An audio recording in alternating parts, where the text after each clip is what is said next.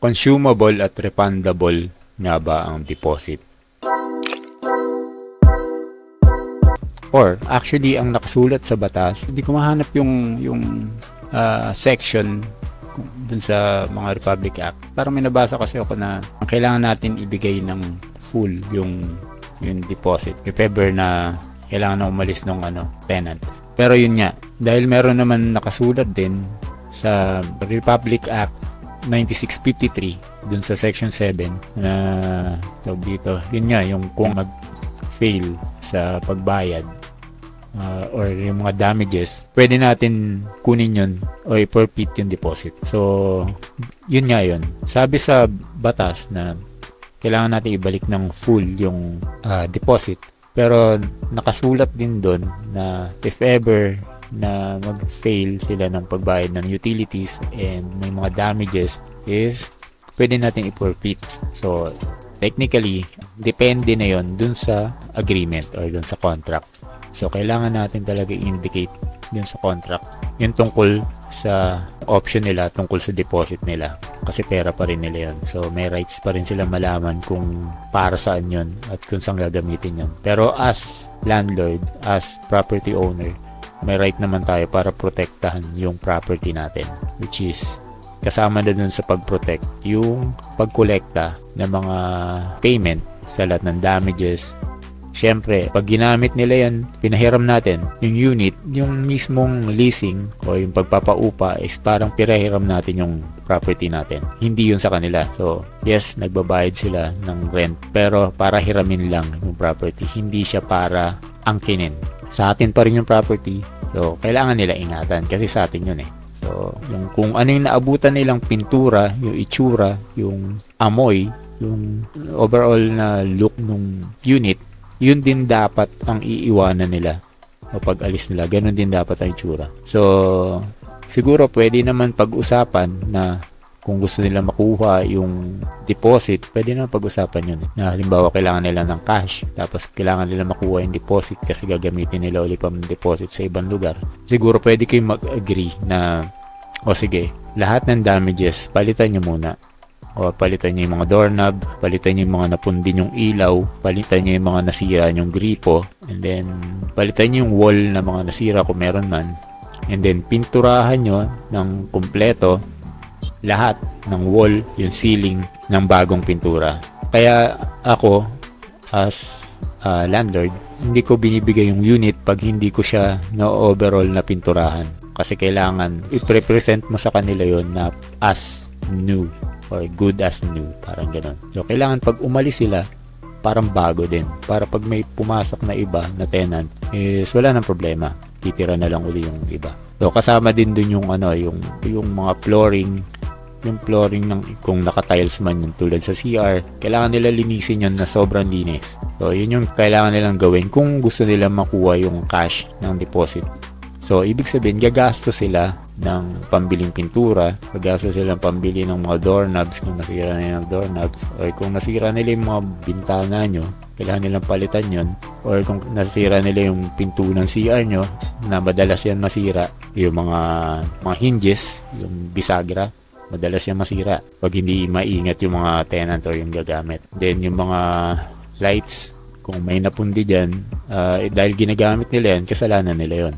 So kailangan nilang palitan yung mga ilaw na napundi. Plus yung stress pa nun na gawin nila yon, na palitan nila yung lahat, then trabahuin nila lahat, na iwanan nila ng good as new, is actually yung deposit nila sobrang liit nun.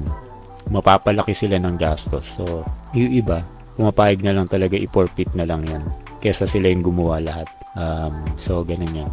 Okay, pag-usapan din natin yung rent, payment sa rent. Merong mga tenant na bago pa lang na akala nila dahil nagbigay sila ng 1 month deposit and 1 month advance, akala nila hindi sila magbabayad dun sa following month na darating. Merong mga ganon. So huwag kayong magugulat kasi hindi nila alam. Akala nila dahil nagbigay sila ng deposit and then advance, yung advance akala nila yun yung bayad para dun sa unang month na i-consume nila. So kailangan niya ipaliwanag yun kasi hindi nila alam minsan. And then ang nakasulat sa batas tungkol sa rent, yung payment sa Republic Act 9653, yung Section 7, Rent and Requirements of Bank Deposit. Pero kasi yung Republic Act 9653 and Republic Act 9161, meron silang magkaparehong nakasulat. Pero yung sa 9161, sa Section 5, meron din naka-indicate mismo na rental and deposit. So, ang nakasulat doon, rental shall be paid in advance within the first 5 days of every current month or the beginning of the lease agreement. Okay, so ang dapat pala kung lumipat man sila ng, sabihin na natin, ng February 20. So, dapat pala ang singilan natin the following month is March 15. 5 days before nung due nila ng payment, kailangan makabayad na sila. Yun pala nakalagay sa batas. Hindi yung actual, kunyari, lumipat sila ng February 20. Hindi pala dapat sinisingil natin sila ng March 20. Dapat pala 5 days before nung payment due nila. Okay, so para sagutin yung tanong kung consumable ba or refundable ba ang deposit o yung rental deposit na ibibigay sa inyo ng tenant, is depende yun sa agreement nyo. Depende yung kung paano may papaliwanag yung contract and yung terms dun sa loob ng contract nyo. Kasi pag hindi nila naintindihan yun at hindi mo ipinaintindi sa kanila yung mga terms na yun, pwede kang matalo sa kung magkakaroon kayo ng dispute o yung kung magkakaroon kayo ng barangayan. Kasi nga nakasaad din dito sa dalawang Republic Act, dun sa 9161 at dun sa 9653, na kailangan ibigay yung full na deposit. Pero ang protection naman sa rights natin as owner is nandun din sa loob ng Republic Act 9653.